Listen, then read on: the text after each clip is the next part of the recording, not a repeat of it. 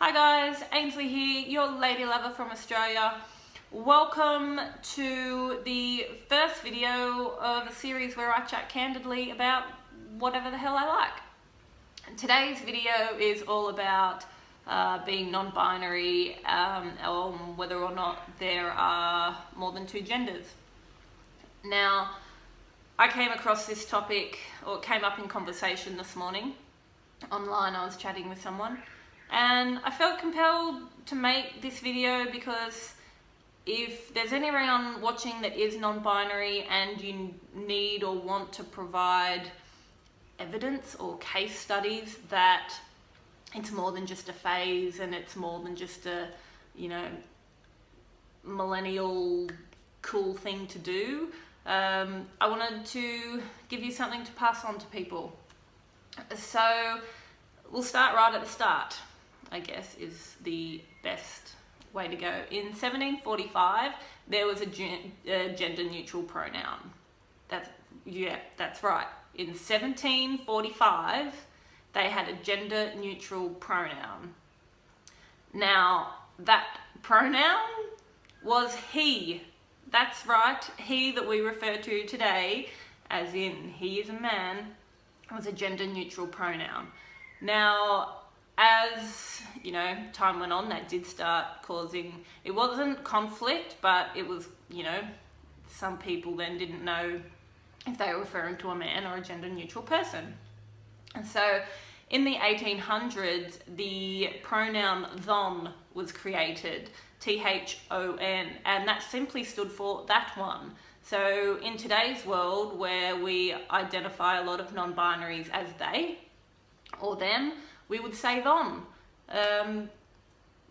Bring it back. I reckon it'd be great. That's way at the start. If we skip forward into more modern times, like the early 1900s, you start coming across things like variable atypical genitalia. Also hermaphrodite. It's quite possible to have both genitalia. I have personally seen it in cattle. Now, the term hermaphrodite, applies to people, plants, and animals. That's all three that can identify as both male or female. So, if we're going on that logic, surely the opposite has to be true. If you can be both, surely you can be neither. To me, it's that simple. It's that simple. So, in the early 1900s, variable atypical genitalia was happening. Babies would be born and doctors couldn't identify whether they were male or female. It's not to say that they had both.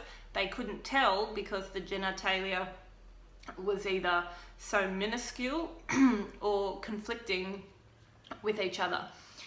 So doctors would operate, and whatever the more pronounced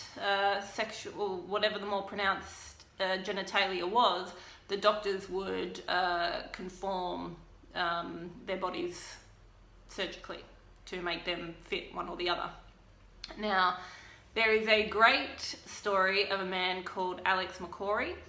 I will have the link down below so you can, there's a great article online. So he was in rural Indiana in America, and he was born, and the doctors told his parents that they had a healthy baby boy. And a couple of hours later, they changed their minds. I don't know if you can hear that. There's truck work going on outside.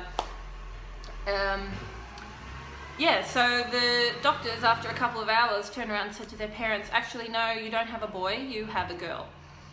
Now, Alex grew up, he was having long blonde hair, he was running around in dresses, he was always uncomfortable, never felt like a girl. His mum finally agreed to cut his hair off, he was able to wear blue jeans. as he was getting older and older, he was really getting more uncomfortable at identifying as female. Was in a prelim exam, he wanted to start the transgender process surgically, and the doctors found out that he was actually born with atypical genitalia, and that the doctors had surgically modified him to fit the female form. So obviously this is a little while ago. Doctors do not practice that anymore, and it's actually becoming more commonplace for parents to be advised to let the child grow up and choose for themselves which sexual orientation they identify with. So the fact that we have doctors advising that children should be able to choose which gender they identify with. So if you can be born to appear female and yet you identify as male, and the doctors have altered your genitals so you appear that way, why can you not feel that displacement organically? You don't need to have the operation. You can have slightly more testosterone evident in your system. You can have a slightly more estrogen evident in your system. You can simply feel so uncomfortable in your own skin identifying as one gender or the other that neither feel comfortable. No one has the right to tell you otherwise. And if it is your wholehearted belief that there are only two genders, you do not need to push your beliefs onto an individual who has found their place in the world. Because your place in the world is not to make anybody else uncomfortable. That's it. That's my rambling for today. I'm sure it's shit. Anyway, that's my rambling for the bit, but hopefully next time my voice isn't so raspy because I'm not exhausted. Although I kind of like my voice like this, I'm not gonna lie. Anyway, see you next time.